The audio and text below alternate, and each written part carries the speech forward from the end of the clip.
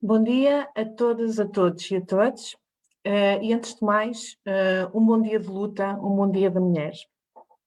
O meu nome é Cristiana e é com muita satisfação que estou a moderar este evento em representação da Cosmic Care. Para quem não conhece, a Cosmic Care é uma organização sem fins lucrativos que intervém na área da redução de riscos, apoiando a promoção de padrões de consumo mais seguros e informados, junto de pessoas que utilizam substâncias psicoativas em contextos sociais e de lazer, como festivais, bares, clubes, festas em contextos urbanos, socialização com amigos em casa, entre outros. A Cosmic Care disponibiliza um conjunto de respostas, das quais destacamos a oferta de informação, materiais e apoio na área da redução de riscos, um serviço de drug checking, ou análise química de substâncias psicoativas, que é confidencial e gratuito, e uma consulta de apoio psicológico e redução de riscos. A Cosmic Care tem vindo também a advogar por políticas de drogas que sejam compreensivas, baseadas em evidências científicas e mais igualitárias. A este nível, acrescentamos que a transversalidade de género e a justiça social são pilares basilares da nossa intervenção e que temos vindo a investir no sentido de tornar a nossa intervenção representativa e atenta à diversidade de pessoas que consomem drogas e à forma como as políticas de drogas se interseccionam com outros sistemas de opressão e desigualdade social. Se quiserem ter acesso a outros eventos organizados pela Cosmic Care, sigam o nosso podcast Viagens à Zona e subscrevam a nossa página de YouTube. Antes de introduzir o tema deste evento e vos apresentar a nossa convidada, começo com uma breve nota sobre o dia de hoje. O Dia Internacional da Mulher, ou 8 de março, remonta pelo menos ao início do século XX e foi oficializado pela Organização das Nações Unidas, ONU, em 1975. Apesar da comercialização desta data, remetendo-a para uma celebração paternalista e para a glorificação estereotipada das mulheres, a sua origem remonta às lutas trabalhistas lideradas por mulheres em países ocidentais e a sua resistência contra as estruturas de opressão.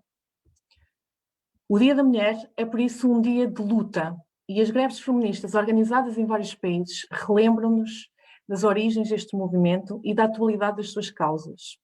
O último relatório do Índice de Igualdade de Género, lançado pelo Instituto Europeu para a Igualdade de Género, ou EIGE, publicado em 2020, mas cuja análise se refere a 2019, por isso numa altura com dados ainda anteriores à pandemia, sublinha que as assimetrias de género persistem nas nossas várias áreas de vida, desde a forma como o trabalho é organizado, segregação laboral, as próprias assimetrias no pagamento a homens e mulheres, a precarização e a feminização do desemprego, entre outros. A própria forma como alocamos o tempo passado em casa, o tempo dedicado a atividades domésticas, o tempo dedicado a atividades culturais, o acesso a cargos de poder, a vivência de violência, o risco de pobreza e até, tendo em conta o foco deste último relatório, quem é que é beneficiado pelos grandes processos acelerados da digitalização da sociedade. Este relatório, a par de muitas outras evidências internacionais e também em Portugal, que têm sido sublinhadas pela Secretaria de Estado para a Cidadania e a Igualdade e pela Comissão para a Igualdade de Género, sublinham também que a atual pandemia e as políticas restritivas implementadas para a conter têm agravado ainda mais a desigualdade de género e podem implicar retrocessos nos parcos ganhos em igualdade conquistados nas últimas décadas, bem como isolar ainda mais as pessoas, maioritariamente mulheres e pessoas com identidades de género não binárias, que são vítimas de violência de género e que são vítimas de todas as desigualdades estruturais nas várias áreas da sua vida. Feita a nota necessária a esta data, avançamos então para o tema deste evento. Como puderam ler na descrição do evento, o consumo de drogas pelo ser humano é um comportamento que é ancestral. No entanto, este comportamento é mediado pelas normas sociais e morais e sistemas de organização social vigentes em cada cultura e em cada tempo histórico. As culturas ocidentais modernas foram alicerçadas na Grécia e Roma antigas. Estas culturas introduziram o pensamento binário que ainda hoje organiza a nossa sociedade. Instituíram também o consumo de álcool como prática de reforço à sociabilidade e atributos de masculinidade de homens no seu domínio da esfera pública.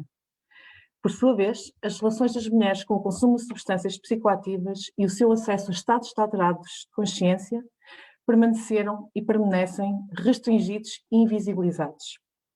No entanto, importa destacar 3 factos históricos que nos permitem visibilizar a história das mulheres utilizadoras de drogas. O conhecimento sobre as propriedades medicinais das mulheres na Europa medieval e a sua associação a práticas de bruxaria e estados demoníacos foi usada como desculpa para a perseguição de milhares de mulheres. De acordo com a filósofa Silvia Frederici, esta caça às bruxas foi muito mais do que um extremismo misógino do cristianismo, mas foi um processo orquestrado intencionalmente para dividir pelo medo e manter a subalternização das classes pobres pelas elites feudais, estando, portanto, na base para a consolidação do capitalismo. Outro aspecto histórico relevante é a construção social sobre as mulheres públicas durante os séculos XVIII e XIX, ou seja, as mulheres pobres que se viam obrigadas a trabalhar fora de casa e também aquelas mulheres que se designadas em Portugal por fadistonas, ou seja, cujos maiores arquétipos na cultura popular portuguesa sejam talvez a Maria Severa e a sua mãe, conhecida como a Barbuda. Estas eram mulheres pobres que frequentavam tabernas, consumiam álcool e tabaco e cujos corpos eram erotizados e colocados à disposição dos homens públicos, sendo que neste caso o atributo público era positivo, destacando o poder e legitimidade para aceder ao espaço público que os homens detinham. Esta erotização da mulher, que utiliza as substâncias psicoativas em contextos sociais e a sua conceptualização enquanto femme fatale ou mulher desviante, surgiu também durante os chamados loucos anos 20, onde o consumo de cocaína era generalizado entre as designadas garçons, que frequentavam então estes contextos boémios que surgiam nesta altura. Grande parte delas eram também, apesar de serem consideradas mulheres sofisticadas, a verdade é que grande parte delas eram mulheres pobres e oriundas de contextos rurais. Outro facto histórico a apontar é a medicalização excessiva de mulheres com opioides como a morfina, para tratar as suas dores e os designados humores femininos. Desta forma, e fortemente ancorados pelo pensamento misógino de uma classe médica exclusivamente masculina, estas mulheres eram medicadas para melhor responderem aos seus papéis subalternos, reprodutivos e de gestão da esfera doméstica. Apesar do número significativo de mulheres que desenvolveram dependência, a história e a intervenção na área das drogas tende a ser escrita no masculino neutro. As normas sociais sobre mulheres que usam drogas tendem a persistir e a história conta-nos que há muitos padrões que se reproduzem e se repetem atualmente, principalmente porque continuamos a viver numa sociedade organizada por matrizes patriarcais. Desta forma, o pensamento contemporâneo sobre drogas é influenciado pelos padrões duplos de género que conceptualizam o mesmo comportamento, neste caso o consumo de substâncias psicoativas, tendo como referência a identidade das pessoas que as consomem. De acordo com a filósofa Judith Butler, o género é performativo e, por esse motivo, o consumo de substâncias psicoativas é moldado por processos de socialização de género. Por esse motivo, o consumo de substâncias pode surgir ao serviço dos velhos ideais de masculinidade e feminilidade, ou surgir como arenas de transgressão, resistência e emancipação, ajudando a moldar feminilidades e masculinidades alternativas e identidades de género fluídas. No entanto, as políticas de drogas ainda são androcêntricas e etnocêntricas, representando principalmente as experiências de homens brancos heterossexuais que consomem drogas no norte global. Por esse motivo, as políticas de drogas perpetuam e agravam as desigualdades de género, as desigualdades raciais, étnicas e outras que urge desconstruir. Com este evento, pretendemos estimular o debate para reforçar a importância de estender os processos de transversalização de género à área das drogas. Para isso, e com grande alegria nossa, hoje contamos com a presença de Núria Romo Ávilas.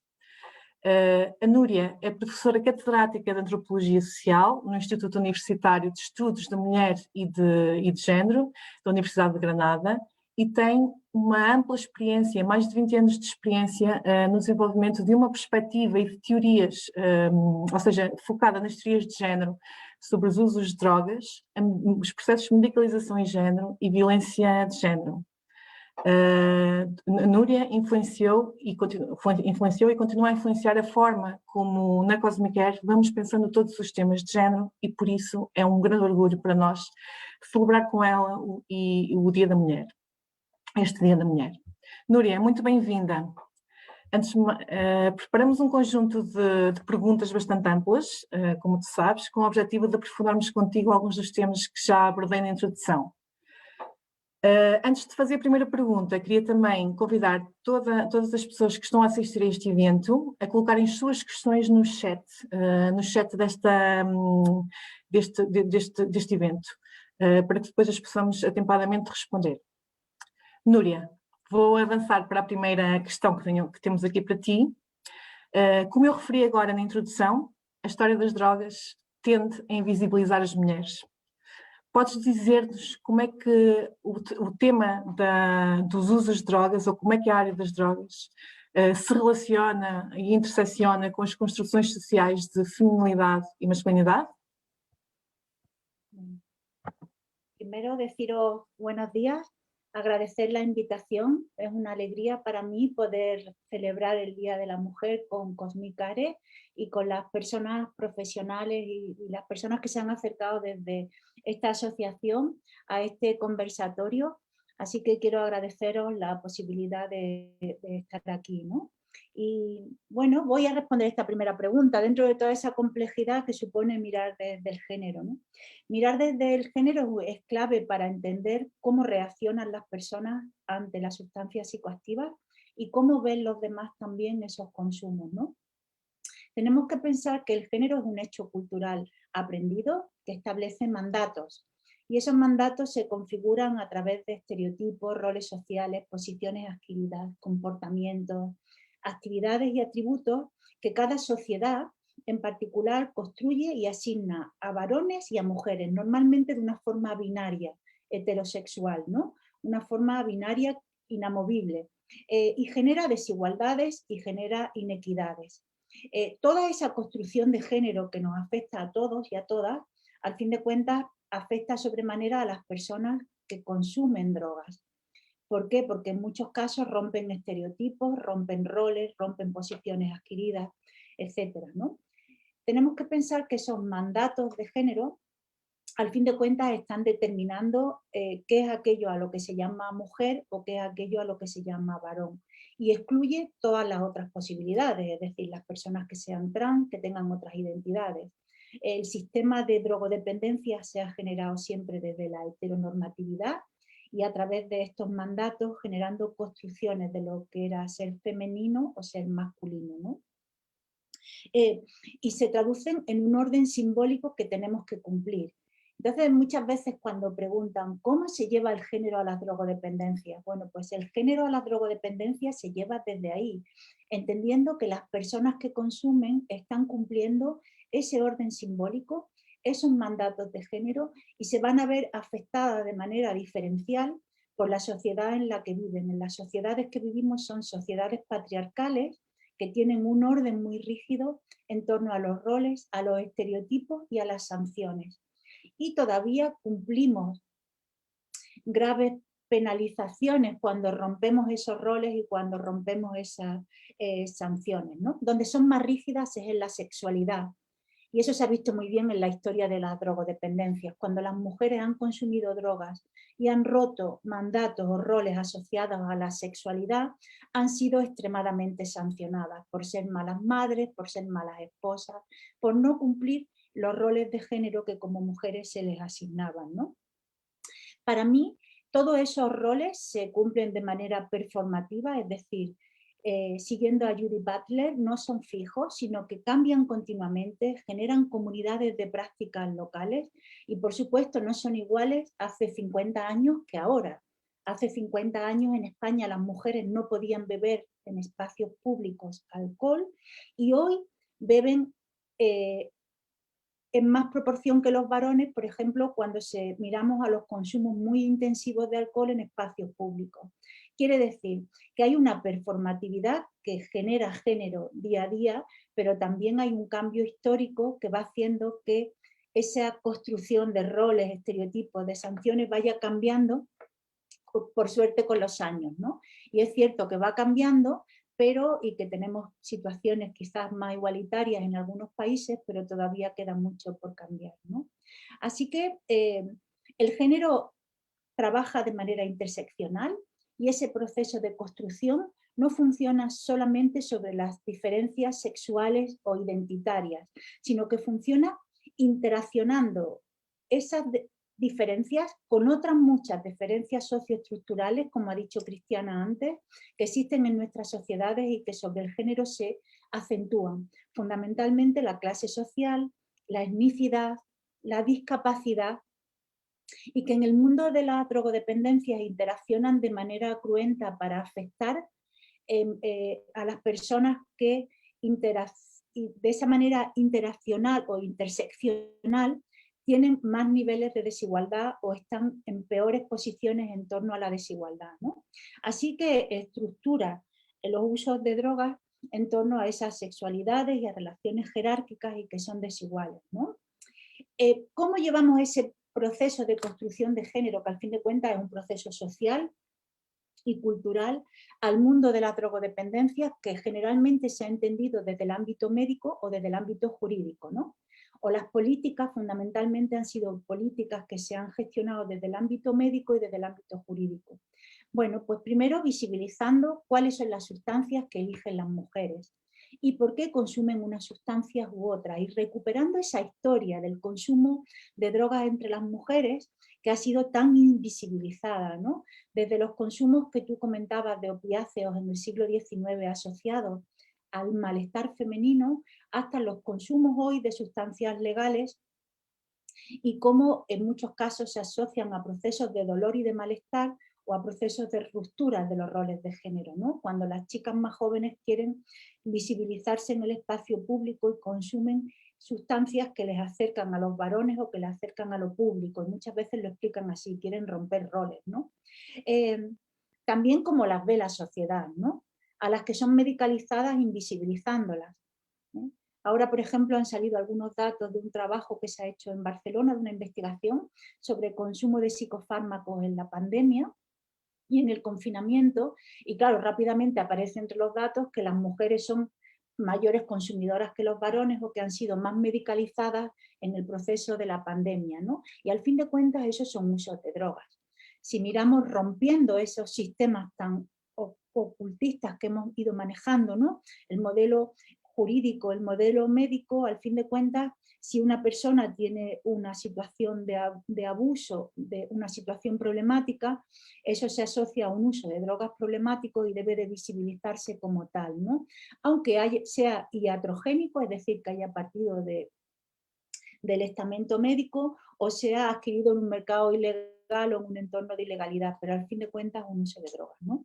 Y bueno, a la vez que se invisibilizan estos, se penalizan los usos recreativos, los usos lúdicos, que en muchos casos no son problemáticos y que son extremadamente penalizados cuando se llevan a cabo por las mujeres, de manera que el sistema de género actúa sobre el modelo sociocultural, sobre esa interacción entre la sustancia, el individuo y el contexto, para que teorizó Zimmer en Estados Unidos y actúa sobre ese triángulo para potenciar desigualdades que al fin de cuentas pues, ocultan usos femeninos, ocultan usos, por ejemplo, de las personas que tienen otra identidad sexual y al fin de cuentas hacen que las políticas no sean sensitivas, ¿no? Y sobre todo hace problemáticos consumos de las mujeres que quizás no lo sean y sin embargo no problematiza los que ya sí que sabemos que tienen, que generan problemas entre determinados colectivos de mujeres, ¿no? Así que bueno, yo creo que con eso está la relación inicial, ¿no?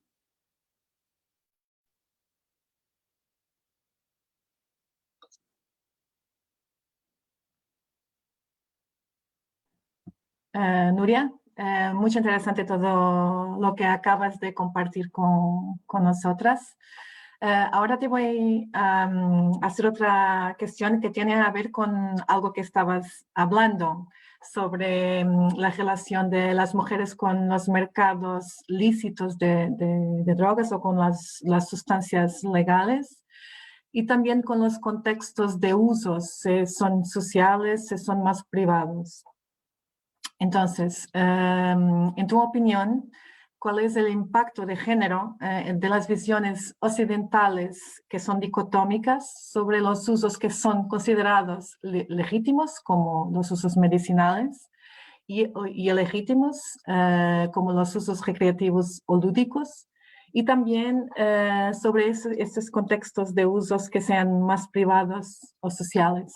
Gustaríamos de oírte sobre esta relación compleja. Bueno, en feminismo siempre se habló de lo privado y de lo público, ¿no? Y cómo las mujeres éramos socializadas para lo privado, para la vida privada, y a los hombres se les socializaba para lo público, es decir, para adquirir puestos de poder y responsabilidad en lo público.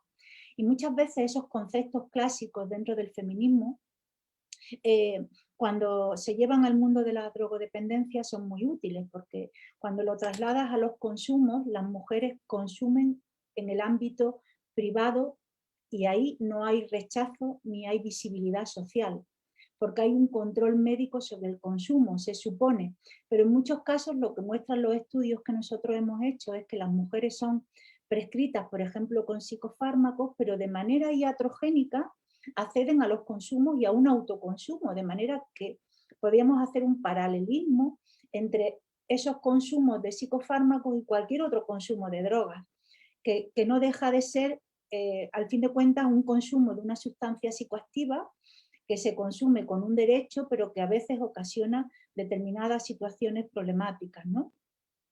Así que el sistema de políticas de drogas en el que vivimos, ¿no?, invisibiliza estos consumos y problematiza, como ya he dicho, sobremanera los que son públicos y los que se ejercen en el ámbito público. Y de forma a veces muy sutil, no siempre problematiza igual. Por ejemplo, las heroinómanas en España fueron tremendamente rechazadas y castigadas, especialmente cuando aparecían en lo público, porque eran prostitutas, porque eran malas madres, porque abandonaban a los hijos, y se hizo un escarnio público sobre sus consumos, especialmente en la prensa y en los medios públicos, ¿no? Cuando sabemos que quizás muchas de ellas no fueron malas madres, no abandonaron a sus hijos, y muchas no practicaban la prostitución, pero se hizo una unión, y eran porque eran mujeres que estaban en el ámbito público y que consumían sustancias ilegales. Pero ahora accedemos a poblaciones de mujeres adolescentes que están consumiendo sobre todo alcohol y tabaco en espacios públicos y quizás no tienen ese rechazo tan fuerte porque la sociedad ha cambiado y ellas se sienten mucho más libres y se las debe de respetar en los espacios en los que están, pero aparecen otras muchas vulnerabilidades, como bien estudia Noctámbula en España, y nosotros también hemos hecho y estamos haciendo algunos proyectos, y aparecen vulnerabilidades que tienen que ver con el abuso, con la violencia, con la pérdida de derechos, ¿no? De manera que lo privado y lo público marca una diferencia para las mujeres, pero para nosotros como profesionales de la drogodependencia no marca diferencias en torno a los efectos, en torno a los efectos secundarios adversos, en torno a los posibles problemas o en torno a la necesidad de tratamiento, ¿no? Sin embargo, para la sociedad sí que lo privado es invisible, porque forma parte de eso que ayer la rectora de la Universidad de Granada, Pilar Aranda, mandaba un mensaje por el 8M y decía que, bueno, hemos vuelto en las casas a los visillos, ¿no? Como a cerrar las ventanas y ahora estamos viviendo mucho en casa, ¿no? Y siempre lo que ocurre en casa forma parte de algo que se oculta para las mujeres o que es oculto para el mundo de las mujeres. Quiere decir que los problemas que hay en casa nosotros no podemos visibilizarlos porque son parte de nuestros roles, de nuestra familia, de nuestra situación como mujeres, ¿no? Y en drogodependencia ocurre igual, ¿no? Yo creo que necesitamos sobre todo visibilizar los procesos de medicalización. Hay procesos de medicalización diferencial que afectan sobre todo al malestar, a muchas situaciones relacionadas con el dolor crónico y que tienen en paralelo desigualdades de género maltratadas, ¿eh? o problemas relacionados con la desigualdad de género maltratados, ¿no? Y en el campo de la drogodependencia nunca pensamos en esos usos porque son usos médicos o son usos controlados, ¿no? Quizás la epidemia de opiáceos de Estados Unidos consiga abrir un debate en torno a esto, ¿no? porque estamos ante una situación extremadamente grave y relacionada con el uso de opiáceos prescritos y que luego pasan al mercado ilegal, pero que en muchos casos vienen de un sistema médico que prescribe determinada medicación de la que después, como de cualquier otra sustancia psicoactiva, se puede generar una pauta de abuso, ¿no? Y quizás la epidemia de Estados Unidos y los estudios que se hagan en torno al impacto del género en esta epidemia nos permita reflexionar mejor sobre la medicalización diferencial hacia las mujeres y hacia los procesos que tienen que ver con el dolor, con el malestar o con la desigualdad, al fin de cuentas, ¿no?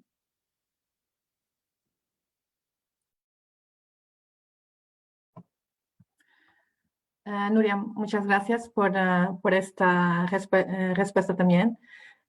Sí, de facto, yo lo decía en la introducción, que hacemos una perspectiva o hacemos una pesquisa sobre los consumos históricos de mujeres, que hay muchas cosas que se reproducen contemporáneamente, como esa tendencia a sobremedicar a las mujeres, así como también en el campo de la psiquiatría, en que se habla mucho de que los hombres lidan con su estrés de forma externalizada a través del uso de sustancias como el alcohol y otras, y las mujeres internalizadas, por ese motivo tienen que ser medicadas.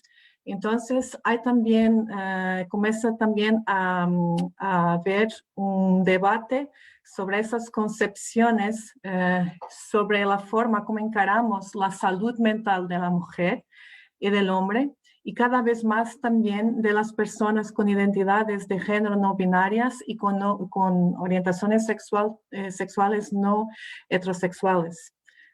Principalmente por una cosa que has dicho, es que muchas de estas personas tienen historias de trauma, tienen que lidiar con trauma que viene de sus historias de violencia, de exclusión, de negación y tentativa de invisibilización de sus identidades y de su existencia, y que por eso las sustancias pueden tener al mismo tiempo el poder de ayudar el proceso de coping o de lidiar con ese dolor y con esas experiencias extremas de exclusión, pero también de permitir la expresión libre, ser usadas de forma intencional como herramientas al servicio de la construcción de feminilidades y también de masculinidades alternativas, ¿no? Menos ancoradas en esas normas sociales hegemónicas, y más ancoradas en los roles, los papeles sociales tradicionales de género. Eso que decías también de esta tensión entre lo privado y lo público, lo social, ¿no? Es que la verdad es que hoy en día las mujeres tienen acceso a contextos sociales de ocio nocturno, por ejemplo, que era una área de vida, el hacer, este uso hedonista de drogas y de contextos sociales era algo que era restrictivo a los hombres. Hasta pocas décadas atrás, las únicas mujeres que podrían participar eran con fines sexuales, ¿no? Era como fin de refuerzo a la masculinidad y la performatividad sexual de los hombres públicos. Entonces, la entrada de las mujeres en países occidentales, la entrada de las mujeres en estos espacios-tiempos, y en que el consumo de drogas es la referencia, en que ellas comienzan a usarlos, claro que nos indica que hay algunos indicadores de igualdad de género que hemos conseguido conquistar durante el tiempo, pero es también lo que dices, es que vivimos en un sistema de matriz patriarcal que no ha cambiado. Entonces, las normas patriarcales simplemente se adaptan a las nuevas circunstancias, a la participación de las mujeres en contextos públicos de ocio nocturno, pero también a la participación de las mujeres, por ejemplo, en Internet, ¿no?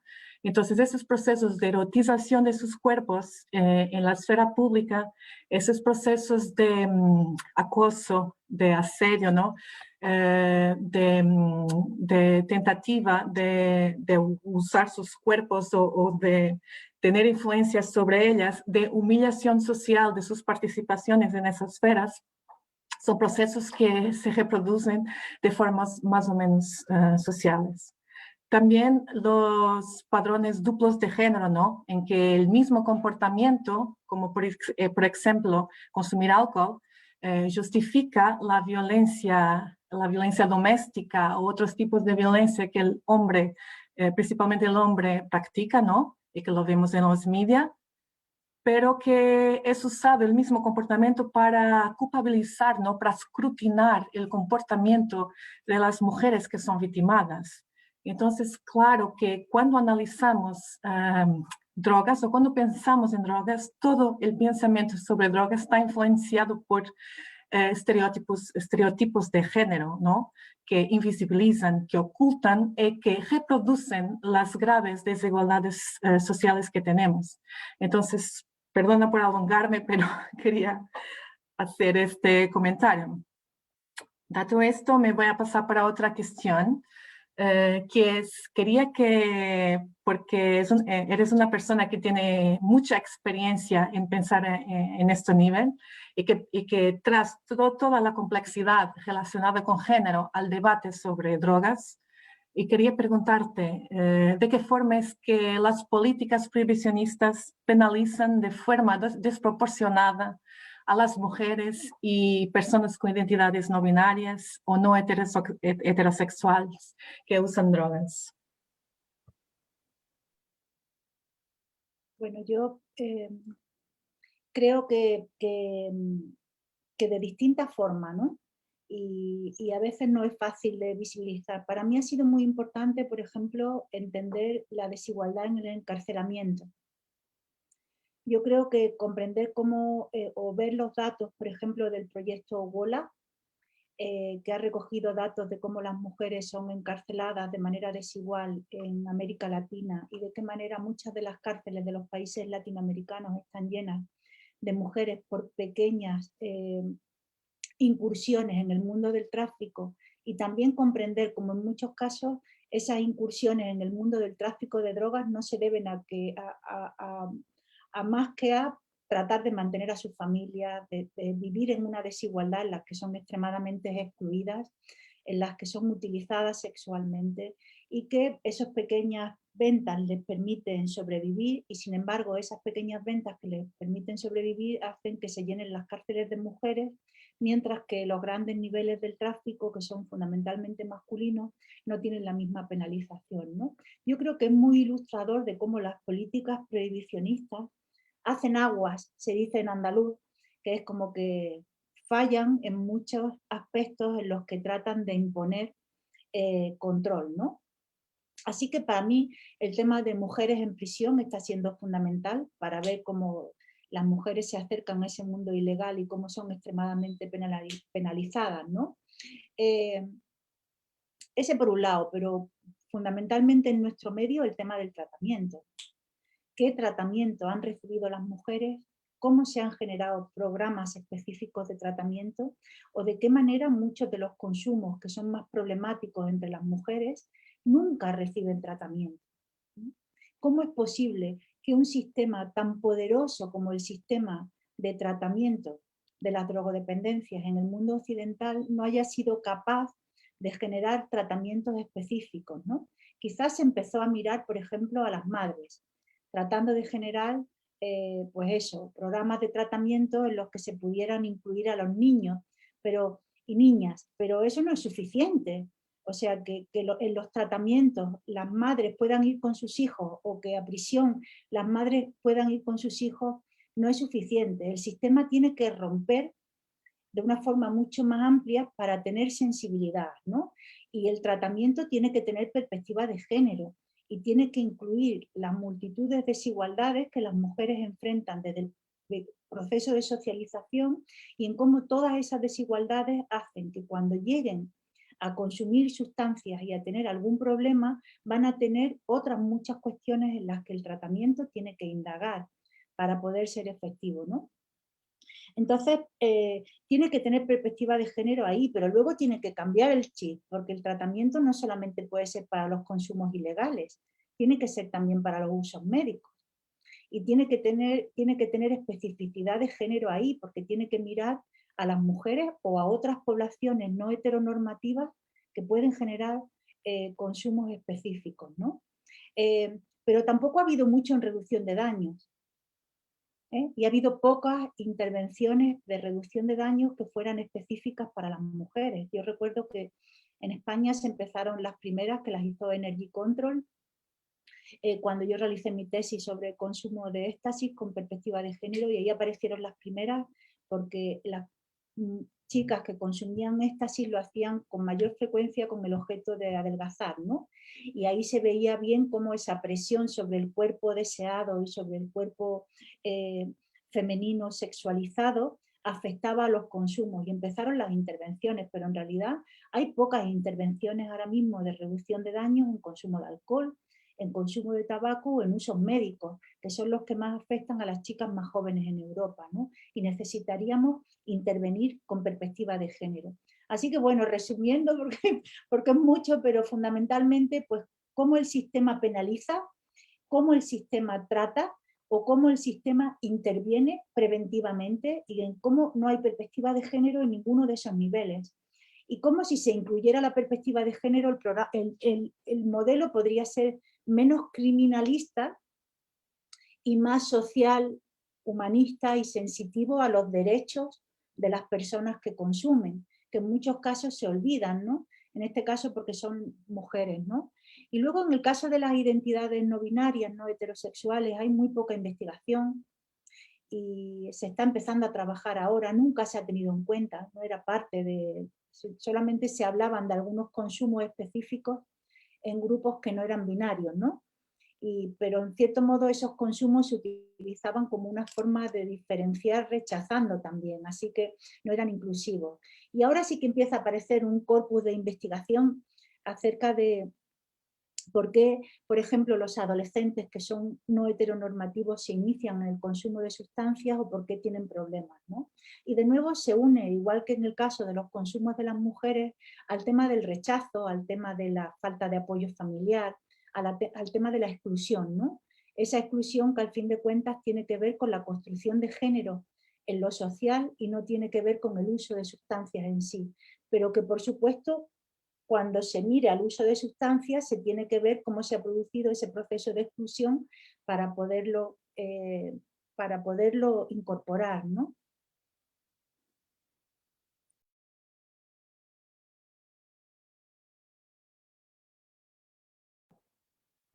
Perdona, es que estoy siempre clicando para tener voz otra vez. Gracias por eso también, por esa partida que has hecho. Has dicho muchas cosas que en cuanto te oía estaba pensando en un montón de cosas. Por ejemplo, estabas hablando de las mujeres encarceradas y me estaba relembrando que los mercados informales de drogas que reproducen y agravan todas las desigualdades de género que encontramos en los mercados formales, en los mercados de trabajo formales. Porque las mujeres trabajan en las posiciones de mayor subalternidad, no son las mujeres que benefician de los beneficios económicos de este mercado, y por su vez son desproporcionalmente afectadas, y esto es fácil de ver por el porcentaje de mujeres envolvidas en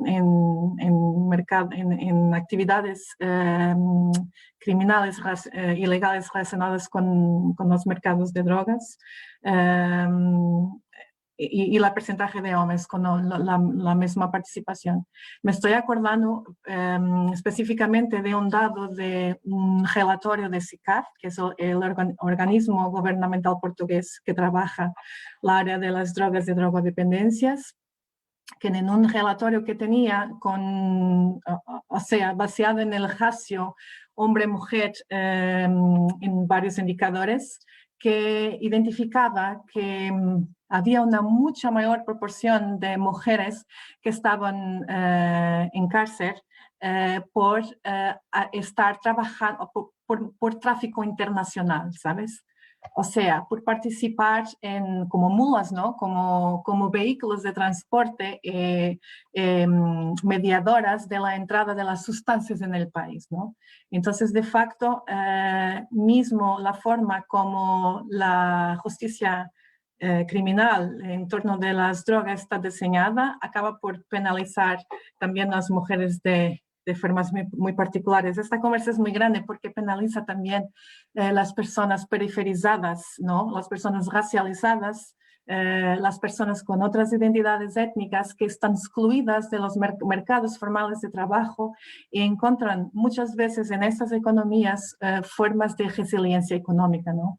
Entonces, toda esta complexificación es importante para percibir de qué forma las instituciones judiciales y criminales penalizan desproporcionalmente determinados grupos, entre los cuales, claramente las mujeres. También aquí hablabas del tratamiento, que es verdad. Cuando se habla de mujeres drogas, muchas veces todo el foco va para las mujeres que están embarazadas, ¿no? Que tienen crianzas pequeñas. Entonces, muy focalizada en este momento biológico de su existencia y también en esta role social, ¿no? Poco se habla sobre los hombres que usan drogas y son padres, ¿no? Todo el foco va para las mujeres. Pero este foco es necesario claramente porque estas mujeres tienen necesidades especiales, pero se excluye todas las otras mujeres que no están grávidas en ese momento, ¿no? Se excluye todas las mujeres que que sufren de problemas o de riesgos y daños específicos de género, como la experiencia de violencia de género de varias orden, ¿no? Los procesos de humillación social y de degradación social que también has hablado. Y todas estas cuestiones de estigma agravado, no solo por usar droga, pero por ser una mujer que está rompiendo con todos los roles que le han sido impuestos por ser mujer. Entonces, todas estas cuestiones importan. También cuando se habla de intervención en el tema de las drogas, y también mujeres, se habla también de las trabajadoras sexuales, ¿no? Entonces hay así esos grupos, se excluye todas las mujeres que no entran en esas categorías, ¿no? Todas las otras mujeres no están cubiertas. Pero claramente que cuando pasamos de estos, también decías que hay muchos consumos que son recreativos, ¿no? Que no están asociados a drogodependencia. Entonces, cuando se empieza mirando a ese tipo de consumos, entramos entonces en la complejidad que el género nos trae para el análisis del fenómeno de los usos de las drogas. Por ejemplo, hace unos años atrás se decía a respecto del alcohol, se decía que, oh no, ahora las mujeres beben como los hombres, ahora ellas son como ellos. Pero cuando se va a mirar de cierto la forma como los consumos acontecen, las mujeres no beben como hombres. Las diferencias de género en prevalencia se han disminuido, pero las mujeres usan mucho más comportamientos de protección que los hombres, porque tienen que mantener su respetabilidad, tienen que evitar exponerse al ridículo o a algunas situaciones que pueden resultar en humillación social y en arrepentimiento, culpa y esas sensaciones que tienen y que sienten de forma desproporcional en el día siguiente, y tienen que defenderse también de violencia sexual, ¿no? De todo tipo de abuso que pueden sufrir en estos ambientes.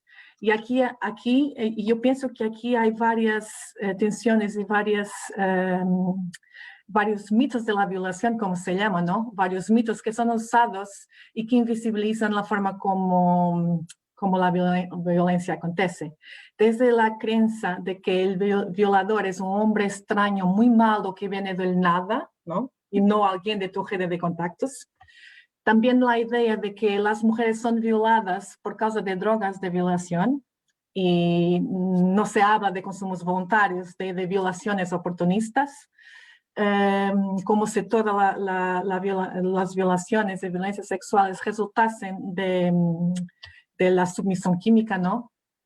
También no se habla de hablabas a poco de la reacción de la sociedad, ¿no? También la forma como la sociedad reage a las mujeres que son violadas, ¿no? Que las culpan, escrutinan su comportamiento, porque ha estado así y ha salido vestida con esa ropa, y ha consumido esto, estaba sola. Entonces hay aquí todo un conjunto de dinámicas que importa considerar. Entonces, me he alongado nuevamente porque este es un tema muy grande, muy complejo, también muy interesante porque tú dices muchas veces en tu producción científica que mirar desde una lente de género para las drogodependencias implica revolucionar todas las metodologías y teorías sobre drogas que tenemos, ¿no? Que tras lentes propias y que permite avances en el sentido de la justicia social en este campo.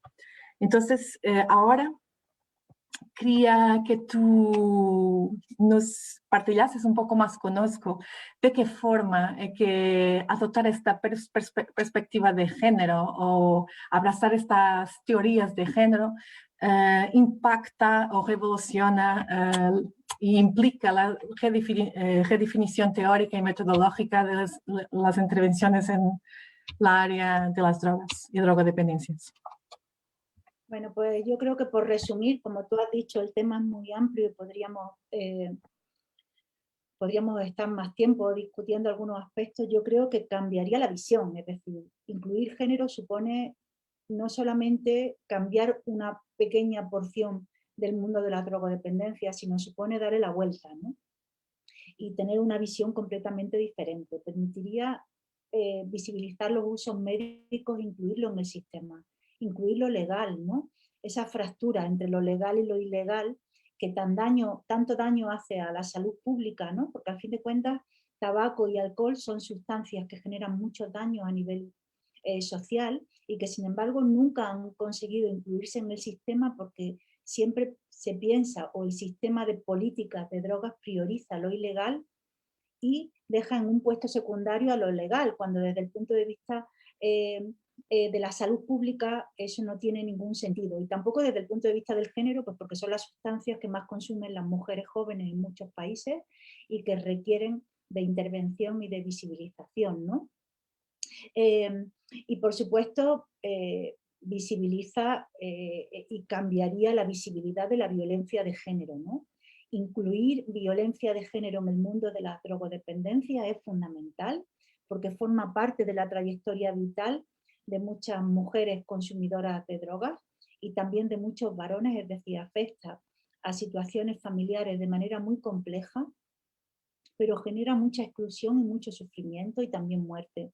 Entonces, bueno, la violencia de género tiene que aparecer como un eje importante en los trabajos sobre drogodependencia y tiene que aparecer no solo la violencia de género, sino también la violencia sexual y los nuevos tipos de violencia, como la violencia tecnológica que se producen en los contextos de ocio y que nosotros ahora mismo estamos trabajando en un proyecto del Ministerio de Educación de España, un proyecto Retos, y que al fin de cuentas muestra cómo, y estamos viendo cómo hay una pequeña violencia tecnológica que acompaña a las personas que consumen en contextos recreativos, y todos esos tipos de violencias que son violencias de género tienen que incluirse. Y yo no quiero dejar de hablar también de las masculinidades, ¿no? de la masculinidad hegemónica y de cómo el estudio de las masculinidades, que ha sido muy obviado en los estudios sobre drogodependencia, debe de tenerse en cuenta también, ¿no? Para entender cómo la construcción de la masculinidad lleva en muchas ocasiones a comportamientos extremadamente riesgosos y que para poder reducir los riesgos en esos consumos necesitamos trabajar desde la masculinidad y desde la construcción de la masculinidad, ¿no? Y probablemente evitaríamos mucha mortalidad temprana, mejoraríamos la esperanza de vida de los varones, reduciríamos la brecha de género que se da en la esperanza de vida en los países occidentales, por ejemplo, y que tiene que ver con el desarrollo de la masculinidad a etapas muy tempranas y el comportamiento del riesgo. Así que ayudaría a mejorar la calidad de los programas de reducción de daños en general, en muchos aspectos, y nos permitiría tener una visión más sensitiva del mundo de la drogodependencia. Así que para mí, si algo puede cambiar, no solo es la presión del movimiento pro legalización y cambio de política, sino yo creo que puede ser la presión del movimiento feminista y la inclusión de la perspectiva de género en las políticas públicas sobre drogas, ¿no? Que abrirán a una nueva mirada del mundo de la drogodependencia.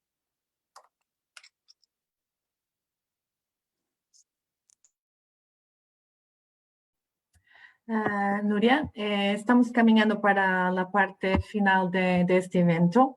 Eu queria aproveitar para pedir ou dizer às pessoas que estão assistindo que agora é a oportunidade de fazer tus perguntas, se tienes alguma coisa ou comentário que gostarias de compartilhar. Pero ahora, Nuria, tenemos unos minutos.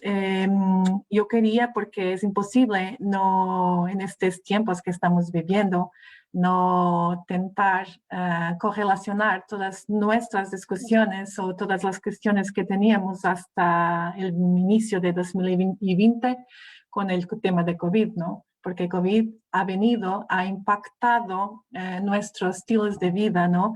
Ha traído un montón de tensiones y restricciones a nuestras vidas sociales. También ha traído también desafíos extras a nuestra salud mental.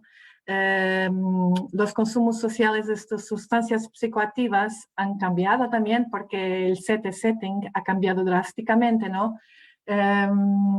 Y también se ha agravado posiblemente no, se ha agravado todas las desigualdades de género, ¿no? Porque las mujeres han ficado, hablábamos de esto antes de empezar el evento, ¿no?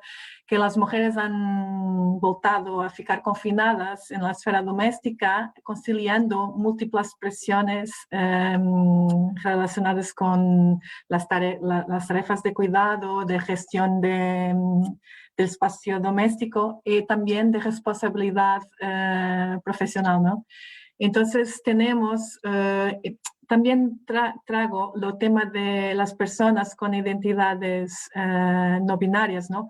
Porque en Cosmic Care hemos estado también hablando de eso, que la pandemia impacta de forma muy particular y agrava algunas de las circunstancias de estas personas.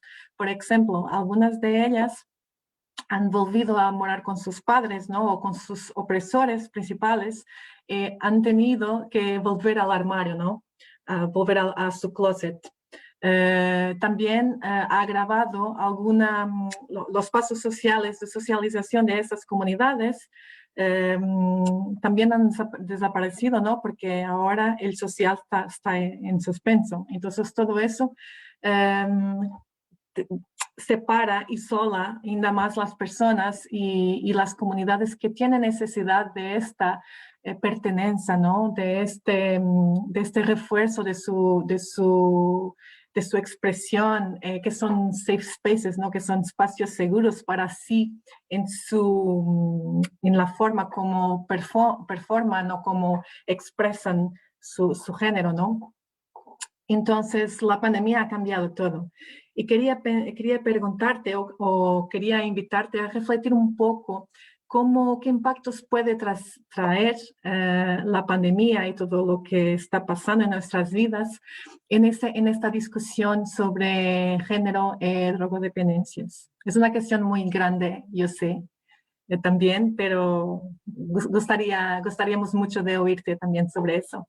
Bueno, trataré de ser breve, pero para que dejemos un espacio a las preguntas de las personas que están asistiendo, pero yo creo que la pandemia va a incrementar la brecha de género y la desigualdad de género por el incremento de los cuidados, de la carga de los cuidados, la desigualdad en el uso del tiempo, y luego están llamando la atención sobre la mayor repercusión en el empleo de las mujeres a largo plazo. Es decir, que los sectores en los que nosotras trabajamos se van a ver más afectados a largo plazo con la pandemia, ¿no? Y luego, bueno, si todos los datos estadísticos dicen que las mujeres cuidan más y tienen menos tiempo libre, eso trasladado a una situación de confinamiento y de pandemia quiere decir que las mujeres han multiplicado el tiempo de cuidado y han multiplicado el tiempo de inequidad en el uso del tiempo, que tiene una repercusión muy fuerte sobre la calidad de vida y sobre la salud a largo plazo, ¿no?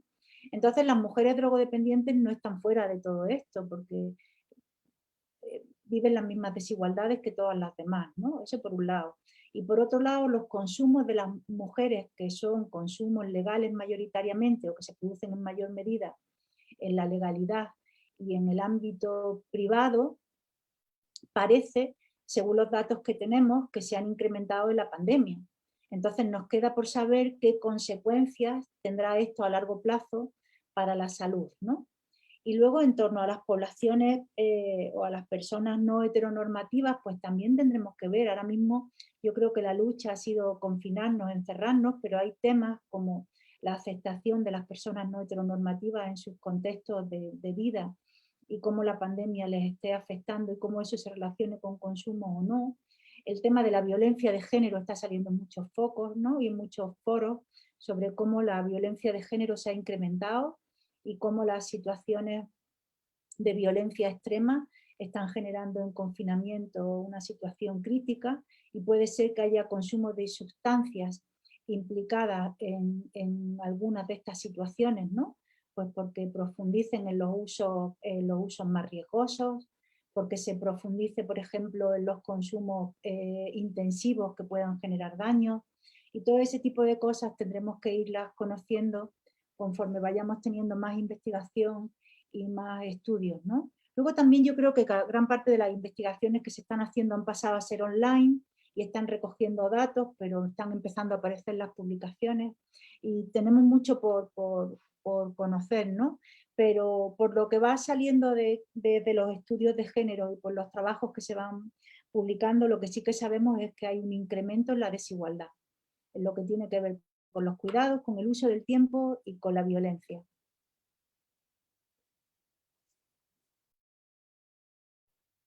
Y posiblemente todo eso tiene ramificaciones para las mujeres que usan drogas. Ahora me estaba acordando, nosotros estamos participando en un proyecto también sobre el impacto de los usos de la pandemia de COVID-19 en los estilos de vida, prácticas de consumo, también entre personas con padrones de consumo más problemáticos de drogas. Yo he estado entrevistando a algunos y algunas usuarias de drogas, pero principalmente mujeres. Ha sido también interesante percibir algunas de ellas envolvidas en trabajo sexual, ¿no? Que ha sido una área que ha sido muchísimo afectada por la pandemia, ¿no? Por la pandemia. Tienen mucho menos clientes, los clientes son más exigentes, ¿no? Porque y negocian mucho más los precios, ¿no? de los servicios. También las redes de soporte, porque tradicionalmente las mujeres, las cuidadoras, cuando son ellas las que necesitan, tienden a tener menores redes de soporte social, ¿no? Entonces también menos redes de soporte, pero curiosamente también tal vez por las mujeres serem las grandes responsables, por la esfera del cuidado, ¿no? Incluyendo el cuidado social. Los relatores de EIGE demuestran también que las mujeres invierten más tiempo libre en cuidando, ¿no? Envolvidas en actividades de solidaridad, en cuanto a los hombres, actividades culturales de deporte. Y también ahora me decían en las entrevistas que ellas han creado redes de soporte entre sus propias y partillan las sustancias, ¿no? No partillan los materiales de consumo, pero sí la sustancia para que ninguna tenga que resacar tanto, ¿no? Entonces hay así dinámicas también de interajuda y de cuidado que emergen. Así como me decían que hay menos las instituciones o organizaciones que participaban más en el apoyo a estas personas antes de la pandemia, que están más ocupadas ahora, ¿no? Menos disponibles, pero que han surgido otros colectivos de personas que van a ellas, ofrecen comida, esas cosas. Entonces, es importante perceber cómo las desigualdades se polarizan, ¿no? O mejor, las experiencias de vida y los procesos de desigualdad se polarizan, por un lado, pero también los procesos de resiliencia, ¿no? De interajuda, de apoyo mutuo, también se fortalecen.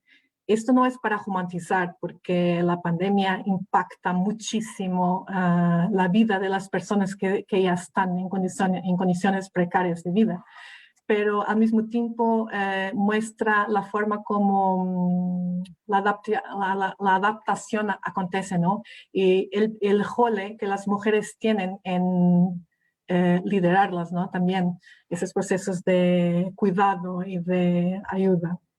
Ahí Eso es quería decir una interesante. cosa, Cristiana, si me dejas, que Por favor. al fin de cuentas, por ejemplo, hay experiencias de autocuidado y grupos de mujeres que surgen desde, por ejemplo, los años 80, 90 en España y que tratan de gestionar el sobreconsumo de psicofármacos con grupos de trabajo colectivo, ¿no?